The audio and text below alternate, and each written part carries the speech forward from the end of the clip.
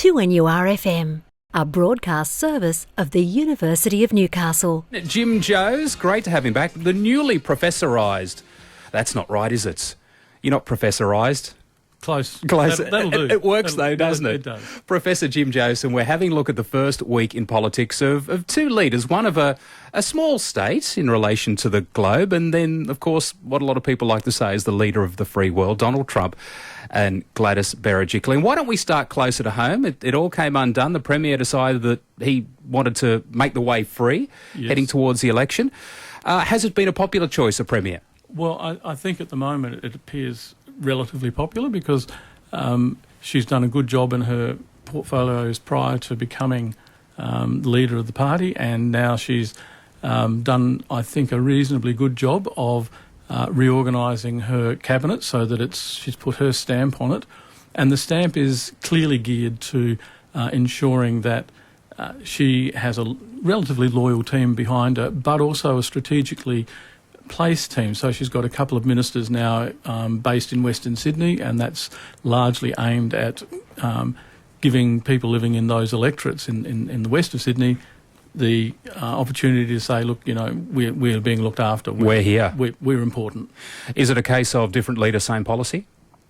I don't imagine that she'll change the policies too much. I suspect that it'll be much more about consolidating her competence, if you like, getting her particular brand, as it were, established, so that come the election, people will recognise her as the Premier and see the party as, you know, worth supporting yet again. How important is it to make that stamp and let everyone know there is a new sheriff in town?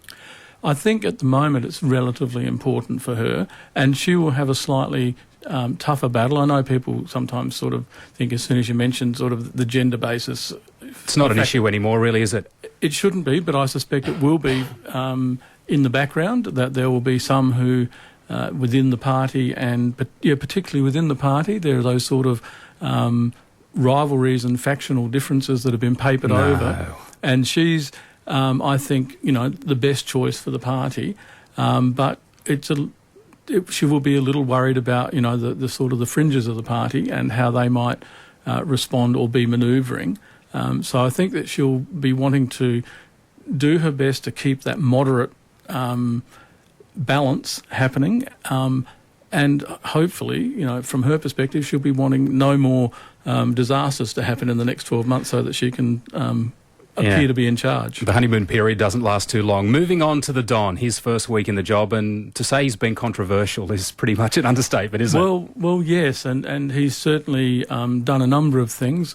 That the immigration issue, for one, whether that remains to be seen whether that's a constitutionally supported executive... Because executive orders only go so far, don't they? Yes, and there are some questions around the constitutionality of it all, but there have been a number of other executive orders signed, and a number of other things that sort of slipped through the radar because people have been quite rightly a bit worried about the immigration issue and the ramifications that might have globally.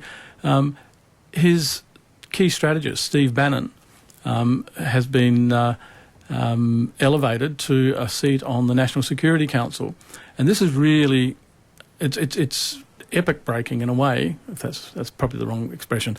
We know what you mean. Yeah, it's really worrying because for the first time you actually have a political strategist on the National Security Council, not an intelligence, you know, the various people. So the Director of National Intelligence and the chairperson of the Joint Chiefs of Staff, they do not have right of a seat any longer. They've been removed, and they only have right of invitation or a seat by invitation for particular meetings. And of course that invitation may or may not be forthcoming. And what's worrying, I think, Todd, about this is that Steve Bannon is a known sort of white nationalist, and his role on the committee will not be in the same way that, you know, directors of intelligence or heads of security agencies or chiefs of staff or whatever.